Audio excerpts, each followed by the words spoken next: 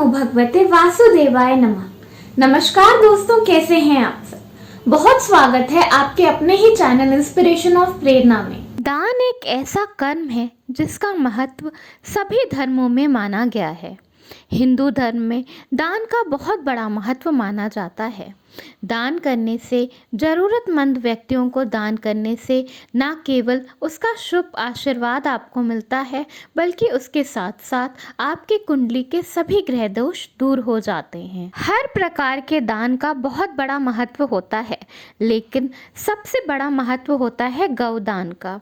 गौदान हर प्रकार से कल्याणकारी माना गया है। पितृपक्ष या श्राद्ध में अगर आप गौदान करते हैं तो उसका बहुत बड़ा महत्व माना जाता है। गाय का दान करना हिंदू धर्म में बहुत ही बड़ा शुभ फलदायक माना गया है। अधिकतर लोग अपने परिजनों की मृत्यु के बाद उनके नाम से गौदान करते हैं। इसके पीछे शास्त्रों में बताया गया है कि मृत आत्मा जब स्वर्ग या नर्क में यात्रा कर रही होती है तो रास्ते में आने वाली वैतरणी नदी को उसे पार करके ही जाना होता है, और इस नदी को केवल गाय की पूंछ पकड़ के ही पार किया जा सकता है। जो व्यक्ति गौदान करता है या जिस व्यक्ति के परिजन उसकी मृत्यु के बाद गौदान करते हैं, वो व्यक्ति उसी गाय की पूंछ पकड़कर वैतरणी नदी को पार करता है। हिंदू धर्म शास्त्रों में ऐसा बताया गया है कि हर व्यक्ति को अपने जीवन में कम से कम एक गौदान जरूर करना चाहिए।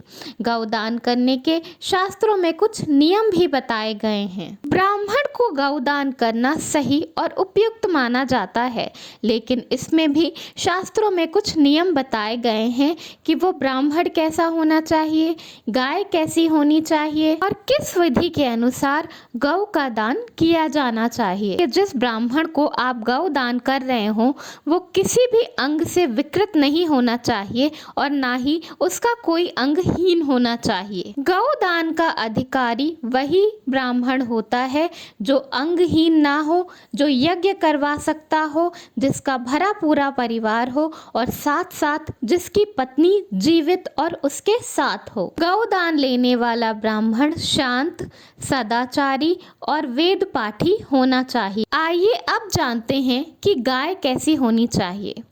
गाय के सभी अंगों में देवताओं का वास माना जाता है, इसलिए जिस गाय का आप दान कर रहे हो उसका श्रृंगार करना चाहिए। गाय के वस्त्र, श्रृंगार का सामान और अन्य पूजा की वस्तुओं से गाय की संपूर्ण पूजा जरूर करनी चाहिए।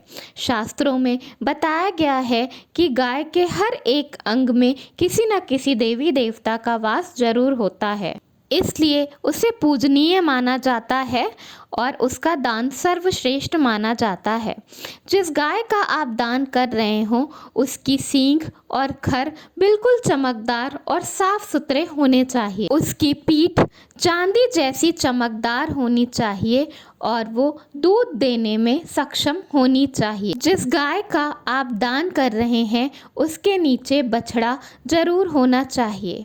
गौदान करते वक्त कभी भी किसी वृद्ध गाय का दान नहीं किया जाता। गाय के साथ सोने या कांसे के बर्तन में घी, दूध और तिल डालकर कुशा के साथ दान दिया जाता है। शास्त्रों में ऐसा बताया गया है कि जिस ब्राह्मण को आप गौ दान कर रहे हैं उस गौ दान की पूर्णता के लिए गौ दान के साथ साथ उसे कुछ सोना या पैसा ज़रूर देना चाहिए। शास्त्रों में बताया गया है कि वैसे तो आप साल में कभी भी गौ दान कर सकते हैं, लेकिन किसी विशेष तिथि या मुहूर्त में गौ का दान किया जाए तो उसका बहुत ही शुभ फल होता है। गरुड़ पुराण के अनुसार गौ दान करने का सबसे उत्तम समय पितृपक्ष माना गया है। दो तरह से गौ का दान किया जा सकता है, एक तो अपने मृत परिजनों के नाम से और दूसरा अपने नाम से। अगर आप अपने पितरों का आशीर्वाद चाहते हैं,